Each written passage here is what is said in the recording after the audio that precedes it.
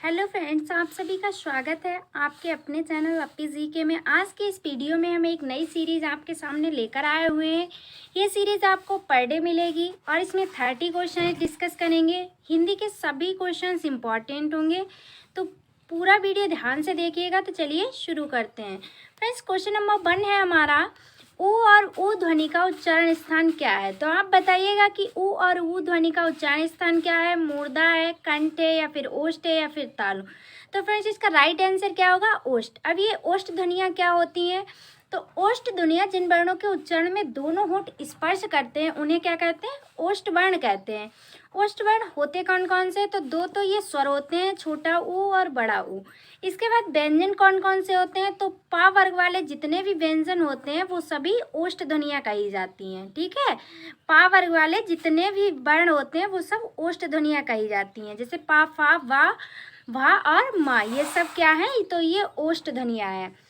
किसी भी वर्ण के उच्चारण में मुख गुहा के जिस भाग का उपयोग होता है उसी भाग को उसी वर्ण का उच्चारण स्थान कहते हैं। जैसे कि इसमें मूर्धा दिया हुआ है, तो मूर्धा वर्ण कौन सा होता है?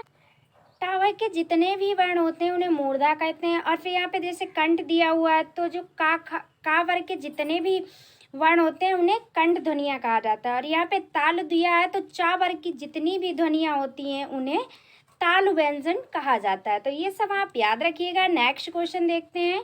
नेक्स्ट क्वेश्चन है हमारा, मुहावरा किस भाषा का शब्द है। आप सभी ने मुहावरा शब्द तो सुना ही होगा, लेकिन ये किस भाषा का शब्द है?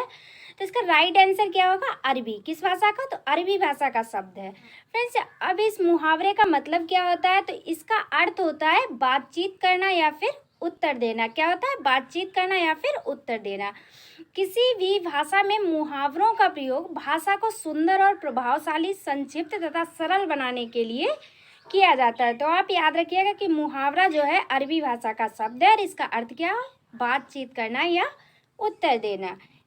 नेक्स्ट क्वेश्चन देखिएगा, तपोवन का संधि विच्छेद क्या होगा। फ्रेंड्स, जो ये तपोवन शब्द है ये बहुत ही इंपॉर्टेंट है, अक्सर एग्जाम में पूछा जाता है। एक बार नहीं, कई बार पूछा जा चुका है, तो इसे आप जरूर ध्यान रखिएगा।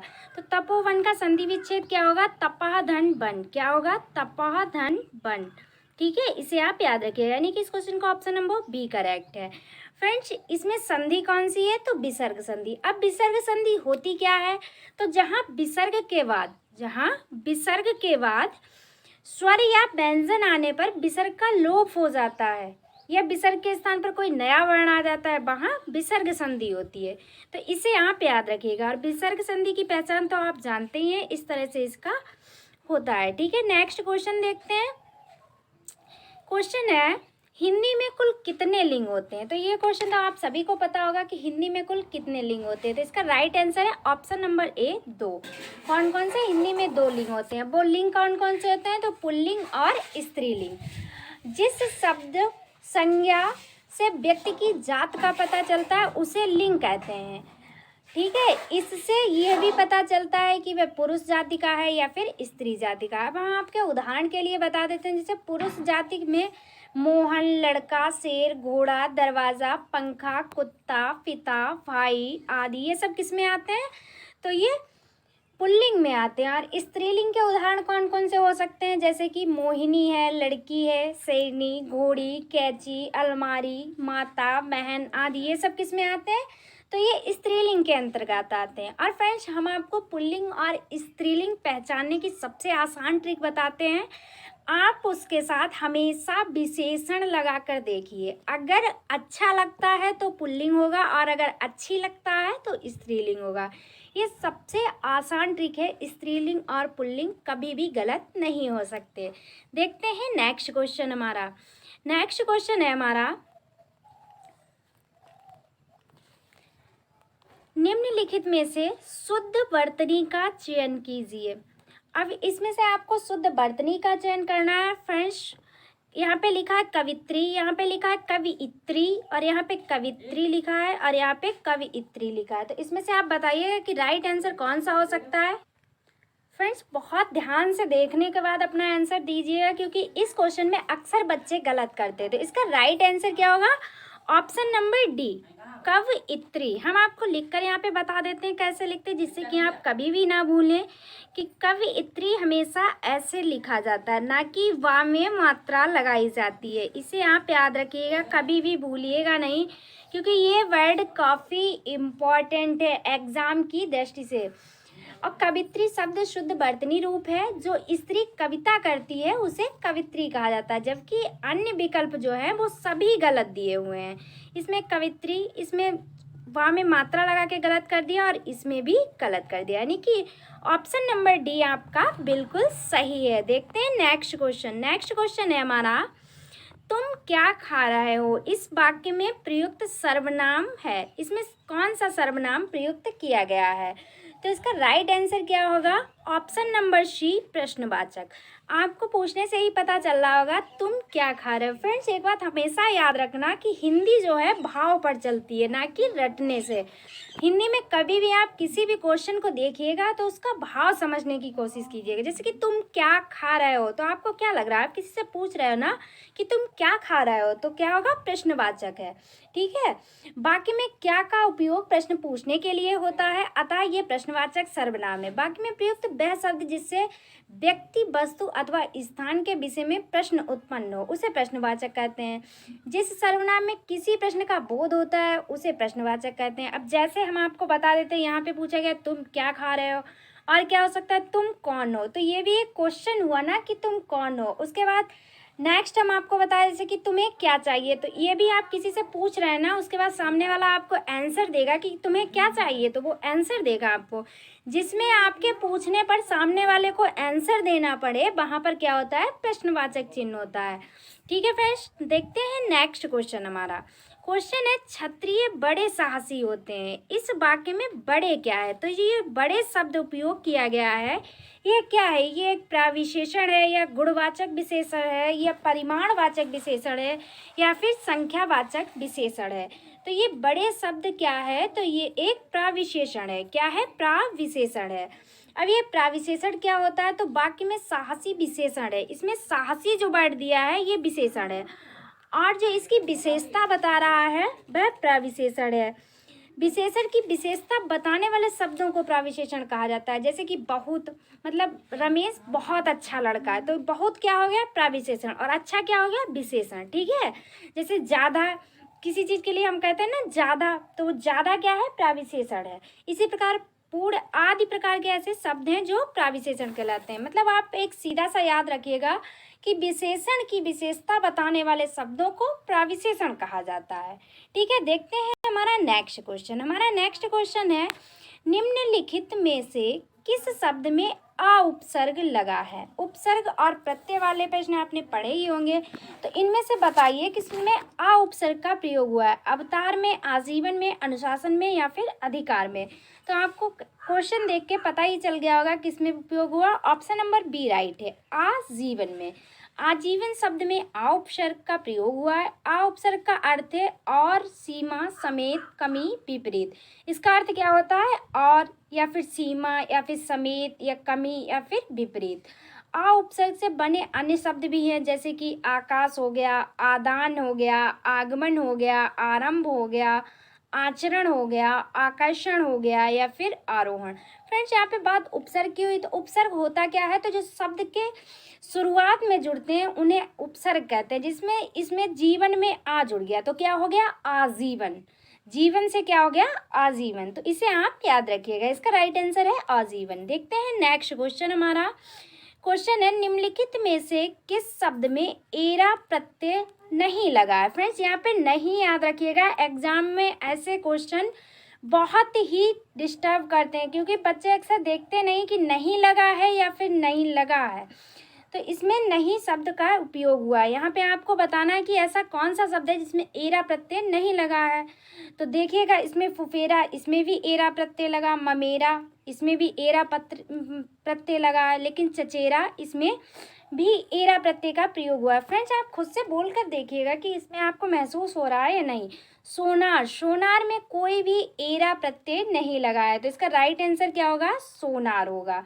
अब फ्रेंड्स, एरा प्रत्यय वाले शब्द हैं जो हम आपको बता देते हैं कुछ, जैसे कि लुटेरा हो गया, इसमें भी एरा प्रत्यय, शपेरा, मोशेरा, चचेरा, ममेरा, फुफेरा, चितेरा, ठडेरा, कशेरा, लखेरा, ये सब क्या है, एरा प्रत्यय वाले हैं फ्रेंड्स। तो इन्हें आप याद रखिएगा। देखते हैं अब हमारा नेक्स्ट क्वेश्चन है सद्भावना शब्द में समास है। बताइएगा सद्भावना शब्द में कौन सा समास है।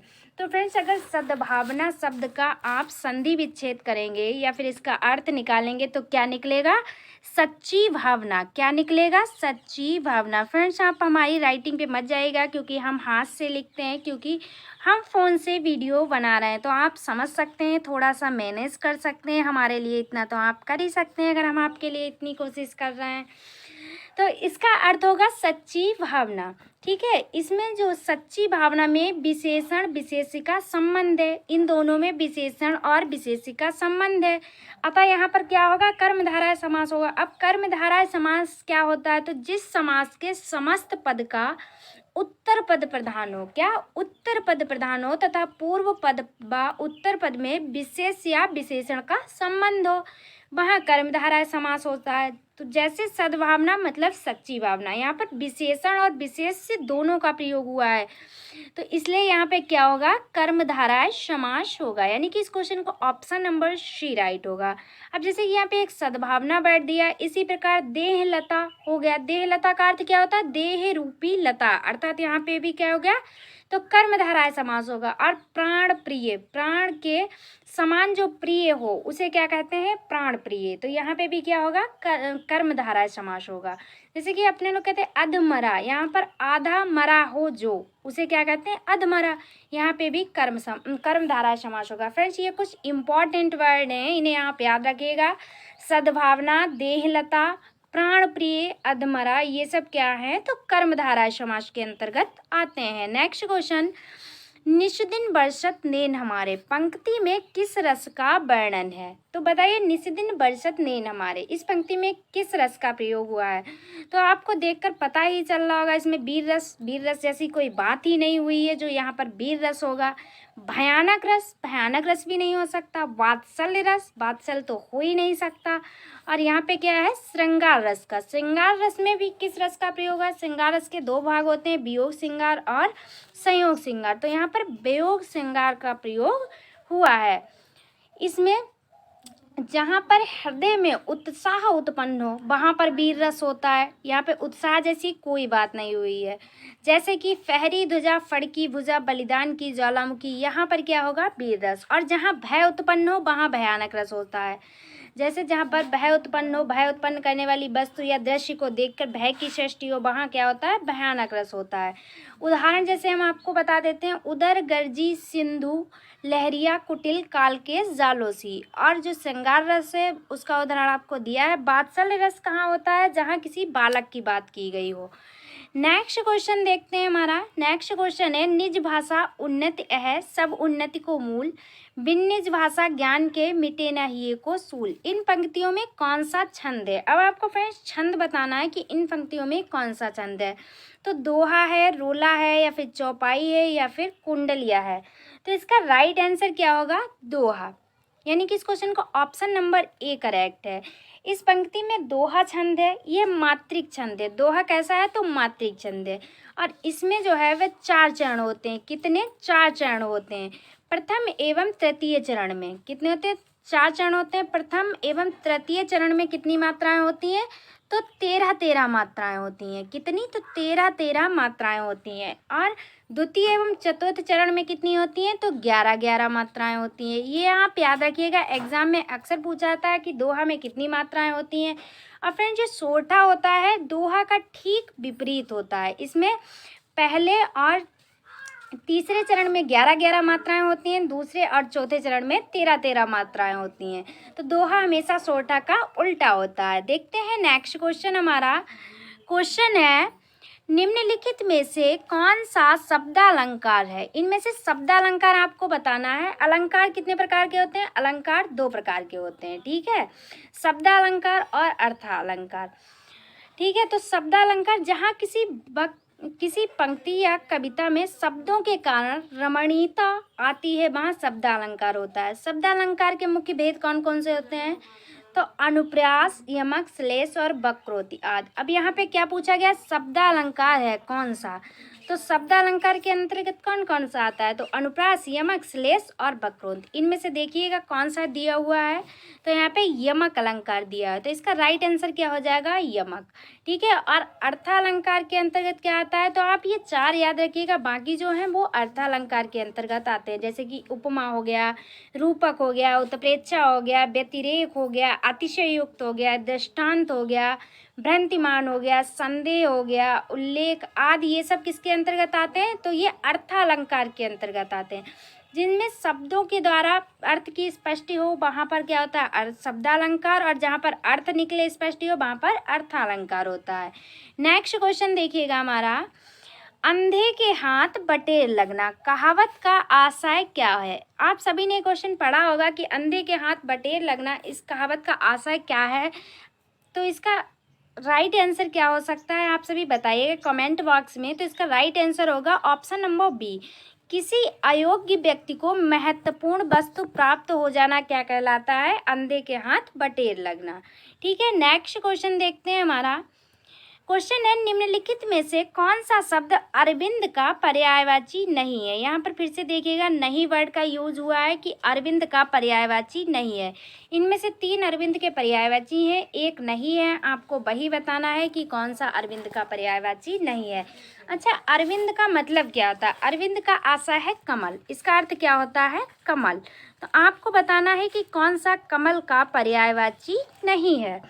तो दिए गए विकल्पों में मिलिंद अरविंद का पर्यायवाची शब्द नहीं है। जो ये मिलिंद दिया है ये अरविंद का पर्यायवाची नहीं है, यानी कि इस क्वेश्चन का ऑप्शन नंबर ए राइट है। और बाकी सभी अरविंद के पर्यायवाची हैं, जैसे पंकज, जलज, अम्बुज, सरसिज, राजीव, अम्बोज, सरोज, नलिन आदि। ये सब क्या हैं? तो ये अरविंद के पर्यायवाची हैं, सभी अरविंद के पर्यायवाची हैं, लेकिन मिलिंद नहीं। अब मिलिंद नहीं है तो मिलिंद किसका पर्यायवाची है? तो मिलिंद जो है ये किसका पर्यायवाची है? भौरा का। किसका है? भौरा का। इसे भी आप याद रखिएगा, एग्जाम की दृष्टि से काफ़ी इम्पोर्टेंट है। नेक्स्ट क्वेश्चन, क्वेश्चन है दिए गए विकल्पों में स्तुति शब्द का विलोम शब्द क्या होगा? जो ये स्तुति शब्द दिया है इसका विलोम शब्द क्या होगा? प्रशंसा होगा, अशुभ होगा, या फिर शुभ होगा, या फिर निंदा। तो इसका राइट आंसर है निंदा। क्या होगा? निंदा होगा। स्तुति का जो विपरार्थक शब्द होता है निंदा होता है। प्रशंसा का विलोम शब्द भी निंदा है। प्रशंसा का भी विलोम क्या होता है? तो निंदा होता है। अशुभ का विलोम क्या होता है? तो शुभ। अशुभ का क्या होगा? शुभ होगा। और प्रशंसा का क्या होगा? तो निंदा होगा। नेक्स्ट क्वेश्चन, क्वेश्चन है निम्नलिखित में से तद्भव शब्द का चयन कीजिए। इनमें से आपको तद्भव शब्द का चयन करना है कि इनमें से कौन सा तद्भव है। 3 जो है तत्सम है, आपको तद्भव बताना है। इनमें से तद्भव कौन सा है? तो हींग जो है ये एक तद्भव शब्द है, इसे आप याद रखिएगा। हींग तद्भव शब्द है जिसका तत्सम रूप क्या होगा? अब हींग अगर तद्भव है तो इसका तत्सम रूप क्या होगा? तो इसको हिंगू कहते हैं। तत्सम में क्या कहते हैं? हिंगू। हिंगू से क्या बन गया? हींग। हींग शब्द जो है तद्भव है और हिंगू शब्द जो है तत्सम है। अच्छा, यहाँ पे हस्त दिया है, इसका क्या होगा? हस्ती होगा। क्या होगा? हस्ती। और हीरक एक तत्सम शब्द है। ठीक है, हीरक जो है ये भी तत्सम शब्द है, जिसके तद्भव रूप क्रमशः हाथ, हाथी एवं हीरा होंगे। हस्त का क्या होगा? यहाँ पे होगा हाथ। क्या होगा? हाथ। इसका अगर तद्भव देखा जाए तो हाथ होगा। और हस्ती का क्या होता है? तो इसका हाथी होगा। क्या होगा? हाथी। और यहाँ पे दिया है हीरक। हीरा का मतलब क्या होता है? हीरा। हीरक का अर्थ क्या होता है? हीरा। हीरा इसका तद्भव है, हीरक इसका तत्सम है, इसे आप याद रखिएगा। नेक्स्ट क्वेश्चन, क्वेश्चन है माँ बच्चे को नौकरानी द्वारा सुलवाती है। फ्रेंड्स यहाँ पे सुलवाती होगा, सुलवाती है। इस वाक्य में कौन सी क्रिया का प्रयोग हुआ है? माँ बच्चे को नौकरानी द्वारा सुलवाती है। यौगिक है, प्रेरणार्थक है, नाम धातु है, दुकर्मक है। तो फ्रेंड्स यहाँ पर राइट आंसर होगा ऑप्शन नंबर बी, यानी कि प्रेरणार्थक। माँ बच्चे को नौकरानी द्वारा सुलवाती है, यानी कि वो नौकरानी को प्रेरणा दे के इसे जाकर सुला दो, यानी कि प्रेरणार्थक क्रिया होगी। हिंदी में हमेशा फ्रेंड्स भाव को पहचानिएगा। बाकी में सुलबाती जो शब्द दिया है, सुलबाती है, ये एक प्रणार्थक क्रिया है। जिस क्रिया से ये ज्ञात होता है कि कार्य स्वयं ना करके किसी और से कार्य कराया जा रहा है, वहाँ पर प्रेरणार्थक क्रिया होती है। इसके उदाहरण क्या हो सकते हैं, जैसे पढ़वाना, लिखवाना आदि, ये सब क्या है, प्रेरणार्थक क्रिया के उदाहरण है। नेक्स्ट क्वेश्चन है, सुरेश गीत गा रहा था, ये वाक्य किस काल में है? तो ये सामान्य भूत है, या फिर आसन्न भूत है, या फिर पूर्ण भूत है, या फिर अपूर्ण भूत है? तो सुरेश गीत गा रहा था, ये एक अपूर्ण भूत वाक्य है, यानी कि इस क्वेश्चन का ऑप्शन नंबर डी करेक्ट है। क्रिया के जिस रूप से ये पता चलता है कि कार्य बीते समय शुरू हुआ था किंतु समाप्ति भूतकाल में सूचित ना हो, वहाँ अपूर्ण भूतकाल होता है। तो सुरेश गीत गा रहा था, ये एक अपूर्ण भूतकाल है। नेक्स्ट क्वेश्चन, निम्नलिखित में से कौन सा भाववाच्य का उदाहरण नहीं है? फ्रेंड्स बताइए कि इनमें से कौन सा भाववाच्य का उदाहरण नहीं है। मैंने पुस्तक पढ़ी जाती है, आम खाया जाता है, धूप में चला नहीं जाता। इनमें से भाववाच्य वाक्य कौन सा है बताइएगा। तो इसका राइट आंसर क्या होगा, ऑप्शन नंबर डी कि धूप में चला नहीं जाता है। जिस वाक्य में वाच्य केंद्र क्रिया हो, अर्थात जहाँ ना कर्ता की प्रधानता हो और ना ही कर्म की, बल्कि जहाँ क्रिया का भाव ही मुख्य हो, यहाँ पर धूप में चला नहीं जाता, तो यहाँ पे भाव स्पष्ट हो रहा है, उसे भाववाच्य कहते हैं। ठीक है, नेक्स्ट क्वेश्चन देखते हैं अब हमारा। नेक्स्ट क्वेश्चन है, शब्द की सबसे छोटी इकाई क्या कहलाती है? जो शब्द है इसकी सबसे छोटी इकाई क्या कहलाती है? तो इसका राइट आंसर क्या होगा, ऑप्शन नंबर बी, शब्द की सबसे छोटी इकाई क्या है, तो वर्ण है। क्या है, वर्ण। शब्द भाषा की सबसे छोटी इकाई वर्ण या ध्वनि कहलाती है।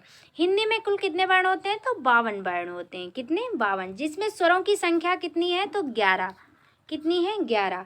मूल व्यंजनों की संख्या कितनी है, तो वो है 33 है मूल व्यंजन।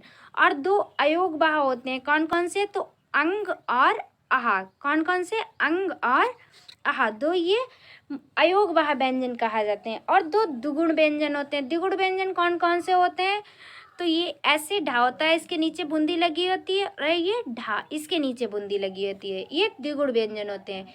और तथा 4 संयुक्त व्यंजन होते हैं। संयुक्त व्यंजन कौन कौन से होते हैं, तो छा, त्रा, ज्ञा तथा स्रा। कुल मिला के 52 वर्ण होते हैं हिंदी वर्णमाला में, इसे आप याद रखिएगा। नेक्स्ट क्वेश्चन, निम्नलिखित में से कौन घोष नहीं है? फ्रेंड्स यहाँ पे बात हुई है घोष, तो इनमें से आप बताइए कि कौन सा शब्द ऐसा है जो इनमें से घोष नहीं है। तो इसका राइट आंसर है ऑप्शन नंबर बी, ता शब्द जो है घोष नहीं है। ता वर्ण जो है घोष नहीं है, क्योंकि ये ता वर्ग का पहला वर्ण है, और प्रत्येक वर्ग का पहला और दूसरा वर्ण अघोष वर्ण कहलाता है। कौन सा, तो पहला और दूसरा वर्ण जो क्या कहलाता है, अघोष वर्ण। फ्रेंड्स, का वर्ग से लगा के सभी जो पहला और दूसरा वर्ण होता है उन्हें घोष वर्ण कहते हैं, और जो तीसरा, चौथा, पांचवा वर्ण होता है उसे घोष, और घोष को ही क्या कहा जाता है, सघोष कहा जाता है। तो जो हिंदी वर्णमाला में का से लेकर पा, फा, मा, वा तक होते हैं उन्हें सभी क्या कहते हैं, तो ये वर्ण होते हैं 25 वर्ण होते हैं। इनमें पहला और दूसरा जो वर्ग का वर्ण आता है, जैसे का खा हो गया, दूसरे में चा छा हो गया, टाठा हो गया, पाफा हो गया, इस प्रकार ये सब क्या है, तो ये अघोष वर्ण है। अब देखते हैं हमारा नेक्स्ट क्वेश्चन। नेक्स्ट क्वेश्चन है हमारा, शब्दकोश में कौन सा शब्द सबसे पहले आएगा? इसका राइट आंसर क्या होगा, ऑप्शन नंबर ए, आँख शब्द जो है ये सबसे पहले आएगा, क्योंकि आँख का अगर वर्ण की दृष्टि से आप इसका विच्छेद करेंगे तो क्या आएगा, इसका विच्छेद करके आप सभी देख लीजिए, आ प्लस आधा खा आएगा इसमें, उसके बाद प्लस आ, तो इसलिए ये आँख शब्द सबसे पहले आएगा। बाकी आप सबको इसका भी उच्चारण करके बता दें, जैसे यहाँ पर वर्ण दिया गया आग, आग का अगर आप करते हैं तो बड़ा आ प्लस का,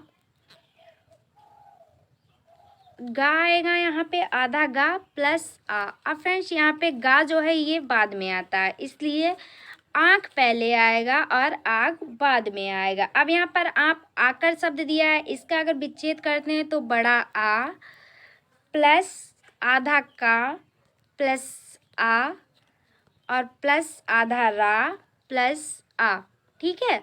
और उसके बाद एक शब्द बचा है आँच। अगर इसका भी आप विच्छेद करेंगे तो यहाँ पर आएगा बड़ा आ प्लस आधा चा आएगा। अब देखिएगा आप, चा वर्ण भी बाद में आता है, तो यहाँ पर राइट आंसर आँख ही होगा, क्योंकि आँख वर्णमाला में शब्दकोश में सबसे पहले आएगा प्लस चा और इसके बाद प्लस आ आएगा। ठीक है, तो इसे आप याद रखिएगा, ये क्वेश्चन अक्सर एग्जाम में पूछे जाते हैं। नेक्स्ट क्वेश्चन है, ये कोष्टक दिया हुआ है इस प्रकार से, ये किस प्रकार का चिन्ह है? तो आप सभी जानते होंगे ये किस प्रकार का चिन्ह है, बताइएगा ये किस प्रकार का चिन्ह है। तो इसका राइट आंसर होगा विस्मय बोधक। अच्छा, विस्मय बोधक शब्द क्या होता है? इस चिन्ह का नाम भी विस्मय बोधक है। इसका प्रयोग विषाद या विस्मय, हर्ष, घृणा या फिर आश्चर्य या करुणा, भय इत्यादि मनोभावों को व्यक्त करने के लिए किया जाता है। ठीक है, वाक्यों के अंत में अपनों से बड़े के सादर संबोधन में तथा अपनों से छोटों के प्रति शुभकामना और सद्भावना को प्रकटन में ये विराम चिन्ह प्रयुक्त होता है। जैसे कैसे शब्दों में से आह, ओह, बहुत अच्छा, अरे, इन शब्दों के बाद हमेशा विस्मय बोधक शब्द का प्रयोग किया जाता है। नेक्स्ट क्वेश्चन नंबर 25 है, निम्नलिखित विकल्पों में से शुद्ध वर्तनी वाले शब्द का चयन कीजिए। फिर से आपको शुद्ध वर्तनी वाला शब्द बताना है, तो इसका राइट आंसर क्या होगा? सरवण, श्रवण, श्रवण या सवर्ण। तो इसका राइट आंसर क्या होगा आप सभी बताइएगा। इसका राइट आंसर क्या होगा? ऑप्शन नंबर सी, श्रवण। क्या होगा? श्रवण जो है वह दिए गए शब्दों में से वर्तनी की दृष्टि से शुद्ध है, जबकि बाकी सभी में त्रुटि है, ये सब गलत है, ये सब बकवास दिए हुए। श्रवण शब्द जो है वह बिल्कुल सही दिया गया है। ठीक है, तो इसे आप याद रखिए। नेक्स्ट क्वेश्चन देखिएगा, निम्नलिखित में से धर्म शब्द से बनने वाला विशेषण क्या होगा? जो ये धर्म शब्द है इसका विशेषण क्या होगा? तो इसका विशेषण क्या होगा? इसका राइट आंसर है ऑप्शन नंबर बी, धर्म से धार्मिक। ठीक है, धर्म शब्द से बनने वाला विशेषण क्या होगा? धार्मिक। शेष तीनों विकल्प जो हैं वे गलत दिए हुए हैं, इसका राइट आंसर धार्मिक होगा। नेक्स्ट क्वेश्चन देखिएगा, बुढ़ापा एक प्रकार का अभिशाप है, रेखांकित शब्द की संज्ञा क्या होगी? तो बुढ़ापा ये किस प्रकार का शब्द है? तो बुढ़ापा जो है ये एक भाववाचक शब्द है। कैसा? भाववाचक संज्ञा है। जिस शब्द से व्यक्ति या वस्तुओं की पूरी जाति का बोध हो उसे जातिवाचक संज्ञा कहा जाता है। जैसे कि लड़का हो गया, गाय हो गया, ठीक है, शिक्षक हो गया, मंत्री हो गया, ये सब क्या है? तो ये जातिवाचक है। और जिस शब्द से एक ही व्यक्ति या वस्तु का बोध हो उसे व्यक्तिवाचक संज्ञा कहते हैं। जैसे एक ही व्यक्ति का या वस्तु का बोध हो उसे व्यक्तिवाचक संज्ञा कहते हैं। जैसे किसी का नाम हो गया, जैसे राम हो गया, गंगा हो गया, ये सब क्या है? तो ये व्यक्तिवाचक संज्ञा है। और जातिवाचक में हमने क्या बताया था? जैसे लड़का हो गया, गाय हो गया, ये इनकी जाति का पता चलता है। ठीक है, घर मतलब घर किसी का भी घर हो सकता है, ये गाय मतलब बहुत सी गायें हो सकती हैं, किसी एक का नाम नहीं लिया गया है। और जिस शब्द के अनेक वस्तुएं प्राणियों को समूह का बोध हो उसे समूहवाचक कहते हैं। ठीक है, जिसमें समूह का बोध हो, जैसे कहता है परिवार, परिवार क्या हो गया? ये एक समूहवाचक है। ठीक है, और संघ हो गया, संघ, ठीक है, ये सब क्या है? समूहवाचक के अंतर्गत आते हैं। नेक्स्ट क्वेश्चन देखते हैं, हमारा नेक्स्ट क्वेश्चन है, मीरा जोर से हंसी, यह वाक्य किस क्रिया का समुचित उदाहरण है? अकर्मक क्रिया है, प्रेरणार्थक है, या दुकर्मक या सकर्मक? तो मीरा जोर से हंसी ये एक अकर्मक क्रिया का उदाहरण है, यानी कि इस क्वेश्चन का ऑप्शन नंबर ए करेक्ट है।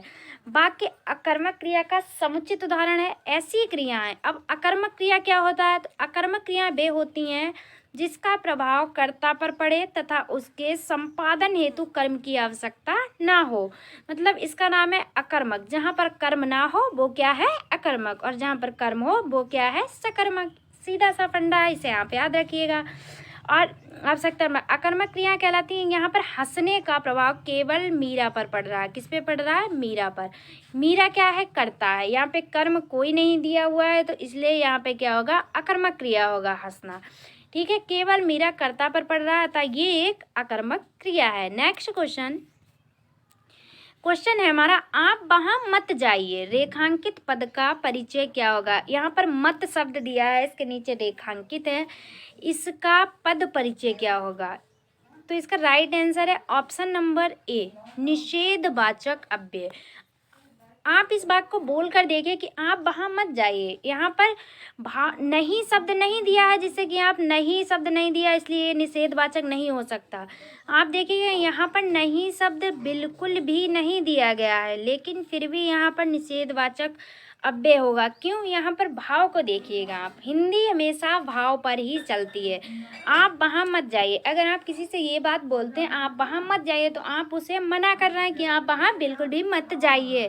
तो यहाँ पर निषेधवाचक अव्यय होगा, इसे आप याद रखिएगा। बाकी ये सब गलत दिए हुए हैं। निपात और रीतिवाचक और स्थानवाचक, स्थान का बोध कहीं नहीं हुआ है। किसी स्थान का बोध होता तो वहाँ पे स्थानवाचक होता। नेक्स्ट क्वेश्चन और इस वीडियो का लास्ट क्वेश्चन है, विद्वान शब्द का स्त्रीलिंग होगा। विद्वान शब्द जो है इसका स्त्रीलिंग क्या होगा? विदुषी होगा, विद्युत होगा, विद्योत्मा होगा, विद्वान होगा। तो इसका राइट आंसर क्या है? विदुषी होगा। क्या होगा? विदुषी शब्द होगा। तो ठीक है फ्रेंड्स, आज की इस वीडियो में हमने 30 क्वेश्चंस आपसे डिस्कस किए। सभी क्वेश्चंस इम्पॉर्टेंट थे।